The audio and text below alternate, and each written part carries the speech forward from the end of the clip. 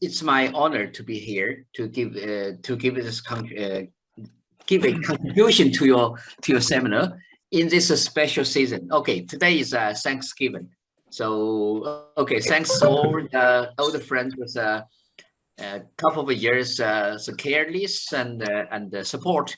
Okay, so my talk today is on the so-called inertial Erickson-Nestle system for nematic liquid crystal. As you know, our organizer Yung Yu is a real expert in this field. So in fact, I entered this field. In fact, as inspired by Yung Yu's advisor, Professor Fang Hualin, several years ago. Okay, let's. This works is a collaboration with several peoples and Yilong Luo and Sao Juntang. These two are my students currently at Guangzhou and Wuhan. Another one of the work is collaboration with my friend Li Fengzhao at the USTC and his students Jiaxi Huang. And the Zalasku, he also wrote a short paper with us. Okay, and Liang Guan, Futai Li, that's another group, and finally Feng Chen. Okay, the PhD at the Wuhan University, but not my student. Okay, now, so the outline of the presentation is about the introduction to what's called the inertial EL system, and of course the well-postedness and the inertial limit, and so I will introduce what's called the inertial limit and the no Mach number limit, and finally introduce the dissipative solutions. Okay, so our first part is our introduction to the model. So the story started from the late 60s. So the famous Erickson-Nestle introduced independently and jointly by Erickson and Nestle. So our notation and the presentation, I mean the format of the equation, we employ the paper of Nestle in 1968 on ARMA. But this was not the first paper on this topic. So the so-called hydrodynamic theory of liquid crystal was described by local conservation law. Okay, that's the real contribution of Erickson and Nestle. They wrote down the conservation law. So first one is balance the conservation law of momentum. The second one is the balance of angular momentum. Okay, here U is a bark flow velocity. Here D is you can consider the liquid crystal molecules as like this, and D is a direction field of the liquid crystal molecular. So here is a geometric constraint. Its length is 1, okay, unit length. Here rho is fluid density. So for simplicity, we consider it as a constant. Okay, so constant density. Here's rho 1. So non-negative constants. So it's a constant. Okay, so it's called the inertial density. So now G hat is an intrinsic force associated with D. Pi is a director stress. Okay, so F and G is an external body force and the external director body force. So anyway, so key point is look at it here.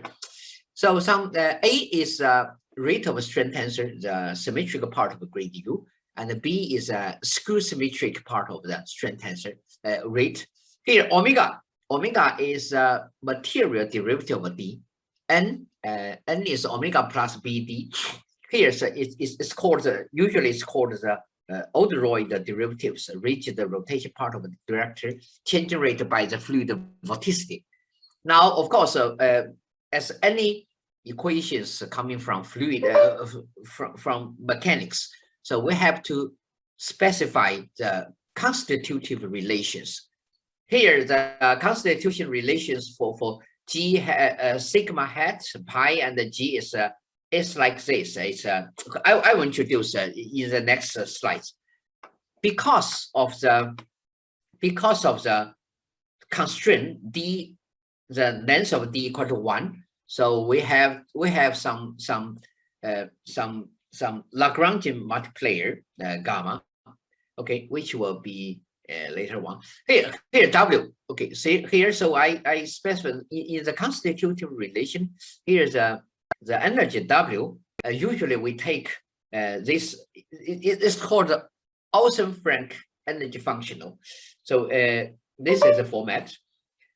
Okay, so I emphasize format of this sigma. Okay, this is the most important one, the stress tensor. So in stress tensor, there is 6 terms. This is the 4th terms is a usual. I mean, it appears in every fluid mechanics. Here, mu4 is viscosity. Okay, so the other 5 one. Okay, so anyway, so this coefficient mu I are called Leslie coefficients. So I separate the mu4, this one as a usual Laplacian. Okay, so the divergence sigma is Laplace u plus its divergence u sigma theta. Now there is some relation from Osaka relation is okay. Lambda 1 equal to mu3 minus mu4. Mu2 minus mu3. Lambda 2 is this one. And by Parody relation, they have this relation. And you know, our friend Hao Wu, Xiang Xu, and Chun Liu, they investigated the Paradise relation, its role in dynamics and the stability of this liquid crystal equations. Okay, so you can see the paper. So yeah, for simplicity, here for simplicity means we don't know how to treat the harder one. Okay, so we assume rho equal to 1, F equal to 0, G equal to 0, and we also make take the special form of this Olsen-Frank energy functional. So we let this coefficient. Okay, so next one. Now the question, you know, the novelty of this work is the inertial part is non-zero.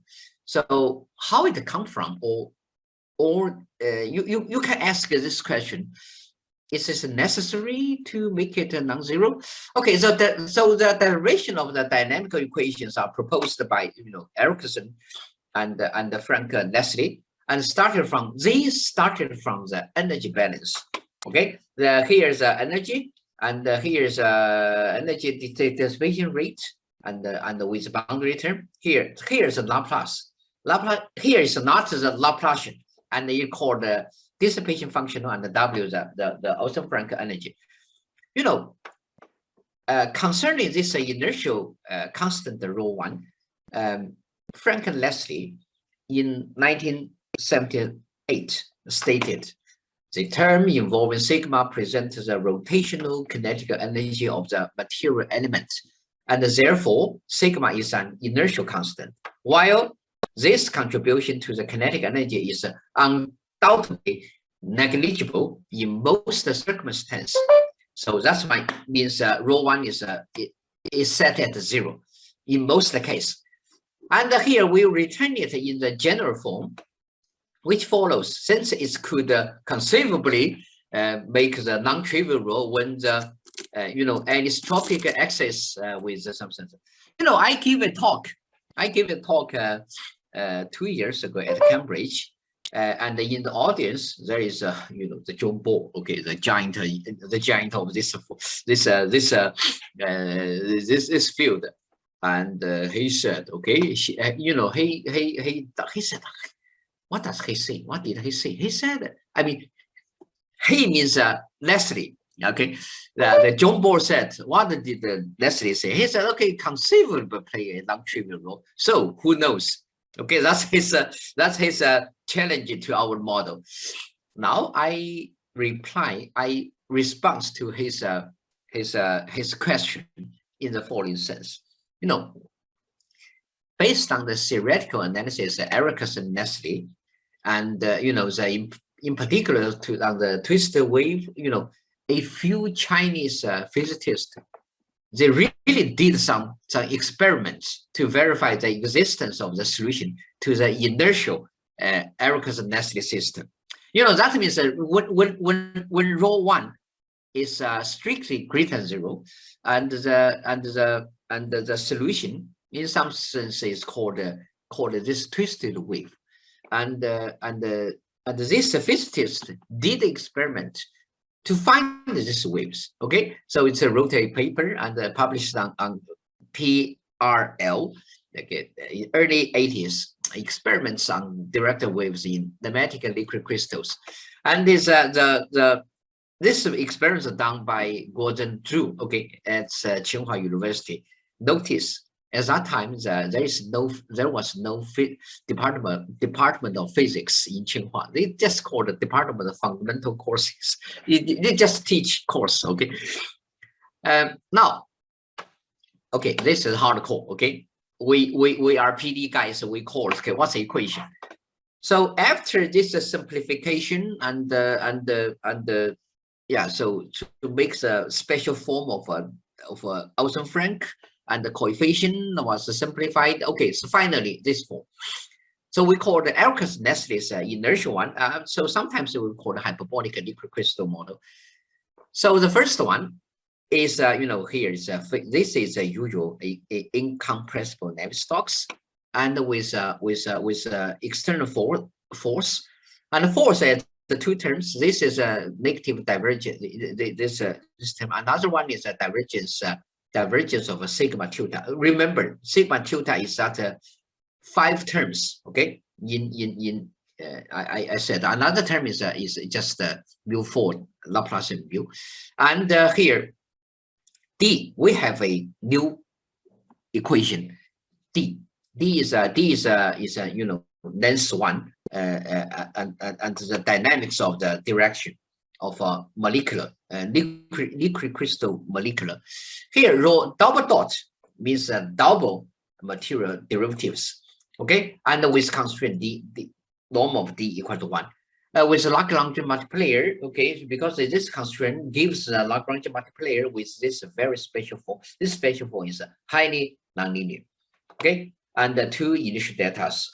Okay, so a particularly important special case of our inertial Ericus Nestle system, which makes give us a confidence that this system is interesting and important, even for the very special case. I mean this 6 coefficient are just 0, except this mu4, which is a viscosity.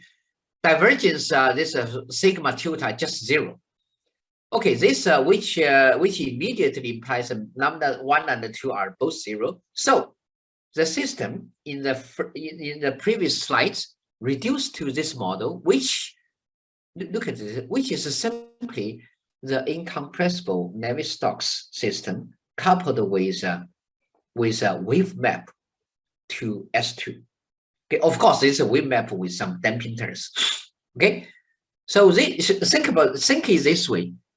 As well known, incompressible Navier-Stokes is extremely important and hard, and wave map with target S2 is also an important topic in the community of you know, the hyperbolic system. Okay, so now this system, our system, I mean inertial Ericus Nestle system, even for a special case, is a coupling of these 2 famous systems. Itself is okay, it's interesting. Okay, so you can imagine what.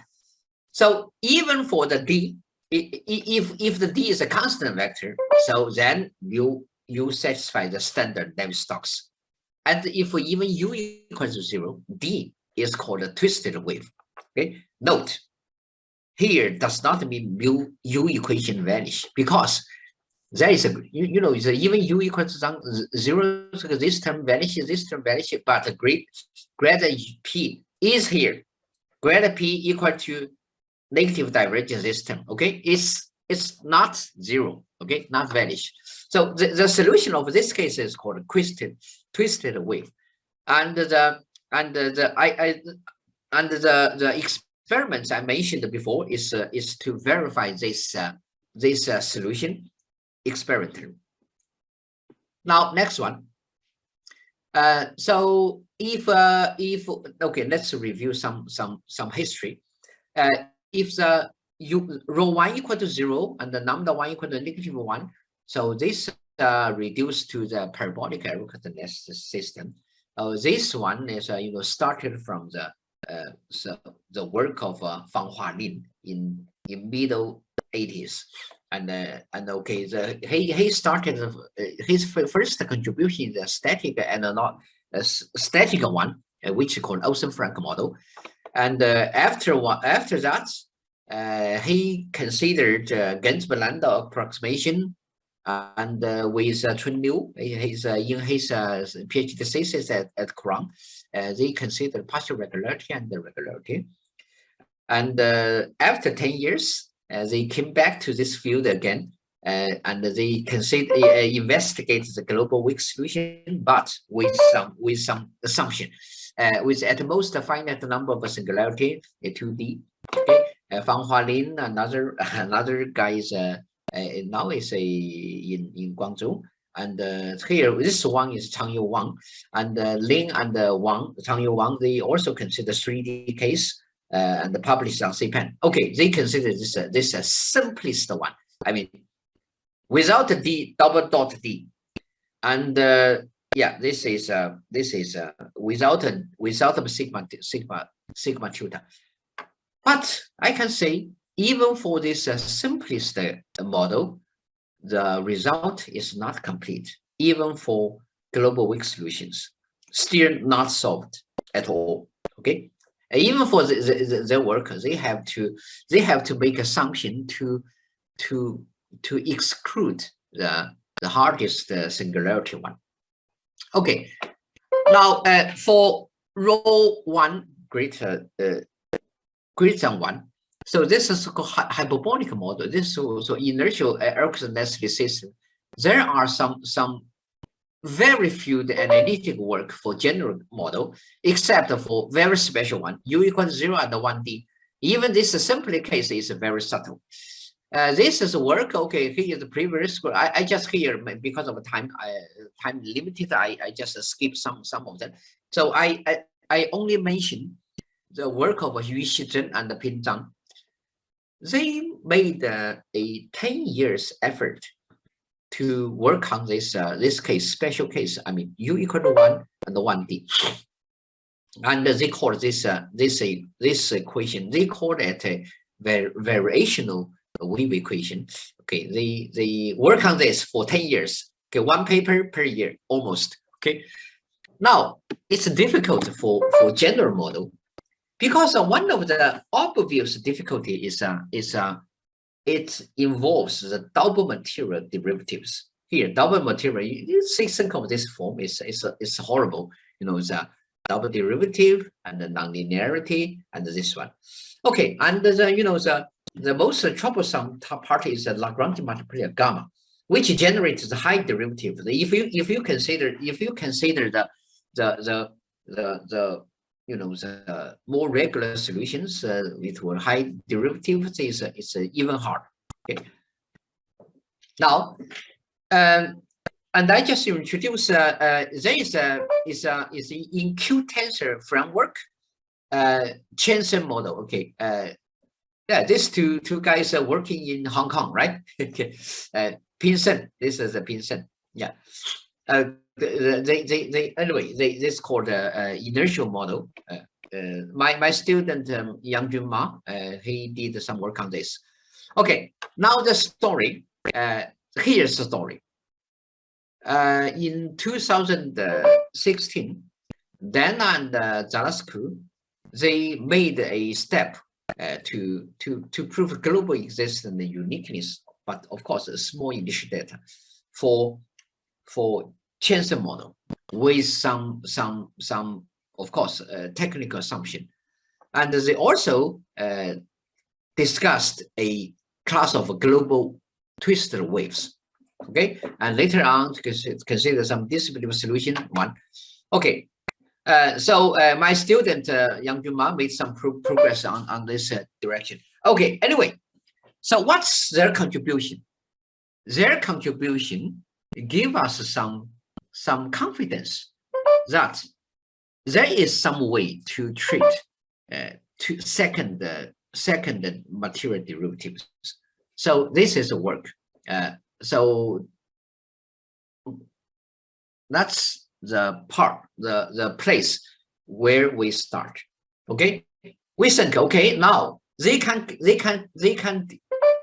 do something on chance model, inertial model. So why not do the original Erickson-Nestle one? So my student Yilong pick up this topic with me in his dissertation, and we made some progress in the past 4 years. So we did okay. So there's a two class. One is lambda 1 less than 0, which is better. Another one is lambda 1 equal to 0, which is harder. Which is format is simple, but analytically it's harder because okay, I will explain the reason. So so here, so I and you know, and another for lambda 1 equal to 0, because it's really a hyperbolic one. So I asked for some help with my friend Li Feng Zhao and his students. So we did for this. And of course, it's natural to consider the limits. I mean, if this rho 1 go to 0, so it's naturally it should go to the usual parabolic Erickson-Nestle system. So we want to justify this. Okay, general principle. When lambda 1 less than 0 case is relatively easier, since it gives some damping effect. Lambda 1 equal to 0 case is essentially related to the wave map type equation with target manifold S1. So it's a little bit harder. Okay, so all above the works, we need some restriction on the coefficient. Okay, I will explain. Now the first one. Okay, so for as a PDE guys to consider the well-postedness, the first step is okay to say, okay, what's the energy law? Okay, so for the inertial Erickson-Nestle system, there is a basic energy dissipation law. Okay, formally, if U and V, if this UD is a smooth solution to this system, then they satisfy this basic energy dissipation law. Okay. Moreover, the above basic energy law is dissipative if the Nestle coefficient satisfy this system, either this one or this one. I mean, either this or this. It depends on this lambda 1 is less than 0 or equal to 0. Okay. So here we call this as energy dissipation. As I, in the same talk I gave at Cambridge University, Professor Calderon, okay, you know her at the Minnesota, and okay, she's expert on liquid crystal. She told me this law I call the basic energy dissipation law, and she said it's equivalent to, in fact, the entropy law. It's equivalent to entropy equality. Okay. Now, how to treat this constraint d norm of d equal to 0 equal to 1. This is not a problem for parabolic Erickson system. Because why? Because for parabolic one there is a maximum principle. So it's easy, it's almost trivial to say, okay, if we initially d equal to norm of d equal to 1, then at the later one, the norm is equal to 1. But for hyperbolic one, okay, so we have to make some effort to prove this. Of course, this it's something. So we employ the idea from the wave map.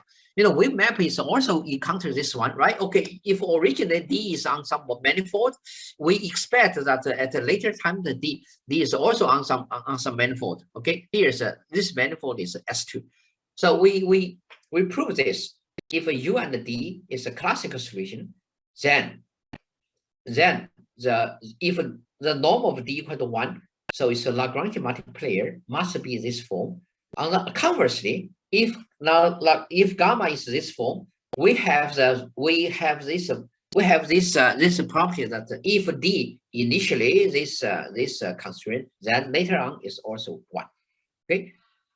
So how to do this? We have to consider introduce a quantity h equal to the norm of D square minus 1, and to find the equation or equation of this h, which is not parabolic but hyperbolic one. And for this one, we have to derive some energy estimate. Okay, so-called okay, initially 0, so later on must be 0. Okay, so I skip the technical here. Now, to prove this well-postedness, we have to make a scheme algorithm. Okay, how to approximate the solution. So our first one is okay, how to solve D. So given U, we can solve this D. Okay, so given U, so we can solve this hyperbolic system. Okay, this is so our first estimate. Okay, if U is given, we can solve D. Now, next one, we make the approximation. Now, so to make the approximation, one of the difficulty is so lot of difficulty coming from the constraint norm of D equal to 1. So to construct approximate system, a usual one is okay. You can use a modifier, but a vector with fixed length. If you make after modifier, if the length is still 1, almost this vector is constant. So does not work. Okay, so we have to consider the approximate system without this constraint. Okay, that's a main difficulty. So before that, we before the go to technical, so we state our main theory. Our theory is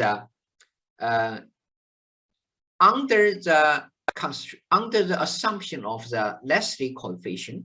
Okay, if the initial energy is finite, then there is a local in time solution for regular enough initial data without just bounded. Okay, but to prove the global in time solution, we have to make two assumptions. First assumption is initial data must be small in some sense. Another one is we need extra damping. So we consider lambda 1 less than 1. Okay, so we have this. Now I just mentioned one. Okay, so here's our approximate system. So our approximate system is note there is no constraint d norm of D equal to 1. So the first one is we consider as a linear Stokes system, and after we solve U and given U we can solve D. Okay, then and iteration. Okay, that's anyway. So the key is this iteration process, and to derive the a priori estimate. Okay, so here's our I just show you some dirty work, and this is energy, and carefully design the energy dissipation functional for D less than 1, and for D for lambda 1 less than 0. Here's a lambda 1 equal to 0, so the energy dissipation is even more ugly. Okay, so here's yeah. So I skip the technical here. With d lambda 1 less than 0, so we get actual estimates, so we can close the energy equality, and to prove the global existence. Now, for lambda 1 equal to 0, the story is completely different. For lambda 1 equal to 0, there is no damping term. No damping term. So it's the energy equality I mentioned before does not work. So for this case, it's really the hyperbolic one. It's incompressible Navier-Stokes coupled with a wave map. So for this case, we have to make an extra assumption on the format of this sigma. Now this sigma, now remember this sigma has 5 terms, right? 5 terms. Now we have to say, okay, so we cannot include so many terms because of this nonlinearity, and we don't have enough control for this nonlinearity. So we make assumption, make it simpler. This sigma has included only 2 terms. Okay, 3 terms. I mentioned that Yuan Chai and Wei Wang. Yuan Chai has been in Hong Kong for a couple of years, right? Yeah. Now as postdoc, they trade in USD. Oh, USD, yes. Still there? No. No. He went back to Fudan. Yeah. Okay, I see. Yeah, Yuan Chai. Yeah, they consider the even simpler cases. They consider, okay, just completely 0. Okay, what we did is okay, it's although not general, it's non-zero. Okay.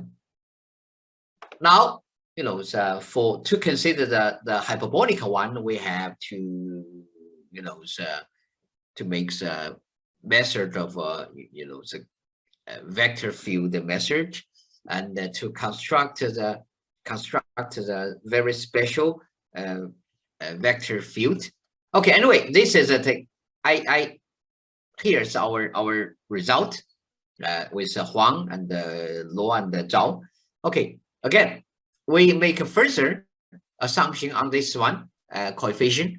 So we had some small initial data global existence. Okay. However, I have to mention that our results also Chai and Wang's work. Both of our works are 3D, but for 2D case, it's still open. Okay, it's much harder. Where does the difficulty come from? For 2D, the decay from incompressible Navier-Stokes is not enough to close our energy estimate. Okay. Yeah. If I explain the difficulty in one sentence, is the decay in 2D is not enough. Okay. So for this, it's very strange that for some 2D is even harder. But it's common for the 2D is for 2D for purely fluid equation. Of course, 2D is easier. Okay, much easier. I can say this. But if you are a hyperbolic guy, and for some hyperbolic system, the dimensions lower, sometimes it's even harder. Okay, here's the example. Okay, here's the example. For this case, 2D is even harder. Yeah, but it's really common for wave map system. Yeah. Okay. Now next one. Now next one for lambda 1 equals less than 0, we can consider the 0 inertial density limit from hyperbolic to parabolic Eric density system. Now this work is relatively complete. For our progress is this. So during this process, what's the difficulty? The difficulty is 2. One is a changing type of equation from hyperbolic to parabolic. The second one is coupled with Navier-Stokes. Special case, okay, U is given, okay, it's easy. And if we really completely forget forget this U. So this limit itself is also a geometric problem. Okay, it's from damping wave map to heat flow. This work is done with Tang and Zalasko. Okay, finally, I and Yilong Law and we did for general case global in time small initial data from hyperbolic to parabolic. Here's again, yeah, here's some geometric analysis. So for hyperbolic system with D, this is functional. Okay, it's well known that wave map is Euler-Lagrangian equation of the functional, the critical point of the functional. This is a functional for wave map. And if we rescale, so the point is the wave map, the damping wave map is a gradient flow of this functional.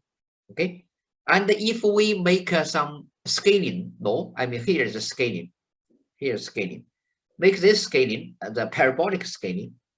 So this D satisfy this one.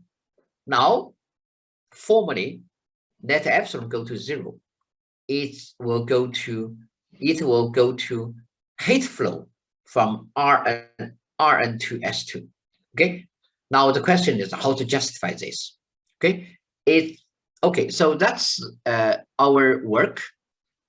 Now from hyperbolic to parabolic case. Parabolic system has one initial data. Hyperbolic one has 2. Okay. So here, so during this limiting process, there will be initial layer 1. So one of our work is to precisely describe the initial layer, which is like this. Okay. So our work is like this. Okay. We start from the solution of heat flow to S2. And here D0 is a solution to the heat flow. And we say we prove that the damping wave map could have a solution with this form.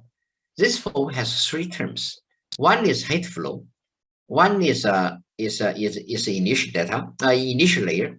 Another one is error term, the remainder term, error term. One of the novelty of this work is we justify this error term with a rate, with convergence rate, the square of epsilon. Here we can prove that square of epsilon is optimal. Okay, the optimal. Okay, anyway, now we have this energy estimate. Okay, so now it's time for general hyperbolic arithmetic system. Now the general hyperbolic system, the limit is a general parabolic Erichsen-Nestle system. We have solution. Now we want to justify this limit. We employ some idea from so-called Hilbert expansion. We start from the parabolic one. Again, we construct a more subtle initial data and consider the equation for remainder one. Now here is the ansatz. Okay, ansatz is a U0 and the D0 are solution for parabolic one, and here is the initial data, initial layer with this ansatz, and here we have the remainder term. Okay, now and we construct to compute this initial layer, which has this exponentially decay rate. Okay, now this is our result. This paper is just published on Journal Functional Analysis. Okay, so this initial data small. How small? Small enough to make the corresponding parabolic Erichsen-Nestle system has a global solution. Then we can construct a solution with this special form, parabolic one plus initial layer and the remainder, and the convergence rate is a square epsilon. We can prove This is optimal. Okay. We of course with this this is a constraint. Here I want to mention that if the lambda one is non-zero, well, is zero, we don't know because for this case, the limiting equation is not a heat flow. It's kind of a stationary one. So I doubt our scaling is some problem. And anyway, for lambda one equal to zero, look at the lambda one equal to zero. This limit is still open. Yeah, even formally. Okay, now I just show you some remainder equation that's like this form, and how to the novelty of the technical is some technical technically. So we have to construct a very very ugly, you can say ugly, energy functional and energy dissipation rate. Okay, it took us a lot of time to construct this. For this energy functional and energy dissipation, okay, we can close the energy. Okay, so because of time, I have to go faster. Okay, here's the solution. Here's the one. Now, here, but you know, under this energy and the energy dissipation, the energy law is quite clean. Okay, yeah. Now, for Mach number limit, we did some scaling law, and to say yes, from compressible Ericsson-Leslie system inertial here, but I make some remark for the original one, for the original system of Leslie, for that ARMA paper, the system in fact is a compressible one. Okay. Now, of course, for this complete compressible one, we write down its dimension is form. There are couple of several dimension is a coefficient. Here, Reynolds number. Here's the Ericsson. It's called Ericsson number, coefficient Mach number. Now, for this dimension is form. Many isotopic behavior problem can be considered here. So chi go to zero. That's what we consider. That's called a zero inertia limit. What I did with Yilong and Shaojun Tang. And the Reynolds number go to zero. That's called a inviscid limit. It's hard. This one is currently hard. You know, even for Navier-Stokes, it's even harder. And Ericsson system. Ericsson system coefficient go to infinity. That's called a large Ericsson number limit. For example, the Zalesko and Hao Wu and Xiangxu, they did some limits for parabolic Q tensor model. That Reynolds number, Ericsson number go to infinity. Okay. Now here we consider the low Mach number. The limiter will go to incompressible inertial one. We employ some relative entropy method to prove this. Okay. Now here our one. Okay, so I skip here. So I will introduce some very interesting one. Okay, this is a small paper, but I like this one because it's interesting. You know, so we all start from doing fluid equation. You know, for fluid equation, the first one we can always consider what? Global weak solution. Okay, we always try to do this. Of course, you know, so although we did some work for this inertial hyperbolic system, we're not satisfied with this, because to get a global in time solution, we have to make assumption, unpleasant assumption, small initial data. Okay, you know, more physically, we hope to consider the global in time weak solution, you know, with the initial data only finite, not small. So a natural one is a weak solution. But you know, even for parabolic one, the story is not end. Okay, For hyperbolic one, it's even harder. But we have to make effort. Okay. So the problem we encounter is okay, what kind of a solution is called a weak solution? Because there is a wave equation there, hyperbolic one there. Okay. For this one is energy law is really not enough. Okay. So I mean, the usual weak solution is at least currently is hard to get. And for wave equation, of course, apparently the dissipation is not enough. So we have to consider some solution even weaker. Okay, you know, there is a one candidate. You know, the Pierre-Louis in middle 90s, when he considered the 3D incompressible Euler equation, he introduced a solution which called the dissipative solutions. You know, when this solution appears, okay, many people said, it's unphysical, and what you know. So, however, this solution has some advantage. First, they exist globally in time for large initial data in energy space. Second, they coincide with unique strong solutions when the later one exists. This is so-called weak strong stability. Third, they allow energy dissipation phenomena occur. Okay,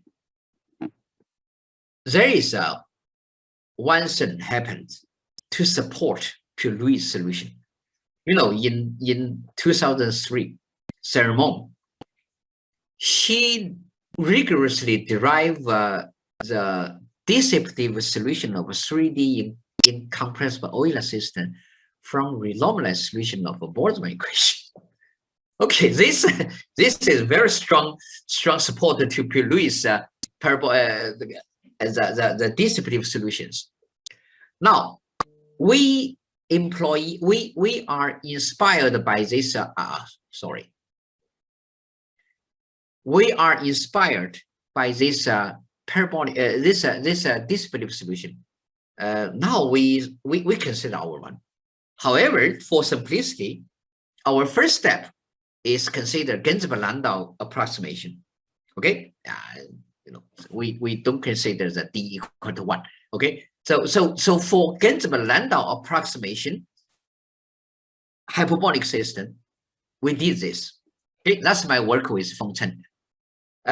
Now first we come similar to 3D incompressible Euler system dissipative solution. We have to derive this weak strong stability inequality. Here's the one. Okay, this is one. We have this stability inequality. Then we make here's now what's called stability inequality here. We construct this modulated energy and the energy dissipation, and by analog with the Newton's dissipative solution to incompressible Euler, we have this. Okay, so for U and the gradient D is in this functional space, and so they hold this inequality. Yeah, this inequality. Okay, so-called the dissipative solution is if the solution satisfies this dissipative this stability inequality, we call it a dissipative solution. Okay, so now we do this regularized system and try to okay, here's a small novelty, and we make this regularized solution and for this vorticity. Okay, finally we can do this. Okay, because of the time, I list several results we did, but I have to honestly admit that for this hyperbolic Erickson-Nestle system, what we did is really first steps, because what we did for some kind of easy work which can be done using energy estimate, although this energy estimate is not preview. However, it's energy estimate. Okay, even for the weak solution, we don't know. So lot of work. I mean, more work could be done. So we listed some future work here. So how about the finite singularity? I think this must be true. You know, even for the parabolic system, there is a finite time singularity. You know, just look at the recent work of you know, the Nader Mesbuli, Fang Hualin, and Chang Youwang, they and Juncheng Wei, that's a key person. Their work was inspired by the Juncheng Wei's work on the finite singularity for the heat flow, right? Yeah, heat flow. Come on, even for heat flow, there are finite singularity. Of course, for this incompressible Navier-Stokes coupled with a wave map, I really believe there will be finite singularity. But yeah, but the difficulty will be another level. But it must be true, I believe. Another one, of course, I already mentioned for global in time weak solution. Okay, so how to do this? We only very small first step. As I also mentioned, okay, 2D case, okay, even for lambda 1 equal to 0. This is a 2D wave map coupled with Navier-Stokes. And okay, initial density limited for lambda 1 equal to 0. And how about the twisted waves? I mean, u equal to 0. Even for u equal to 0, the solution, the equation of a d, but with this constraint. Remember this constraint? Gradient p equal to negative divergence grad u cross d grad u. Anyway, so a lot of open problems. But we have to say what's left is are hard problems. Okay, I think I temporarily stop here. And any questions?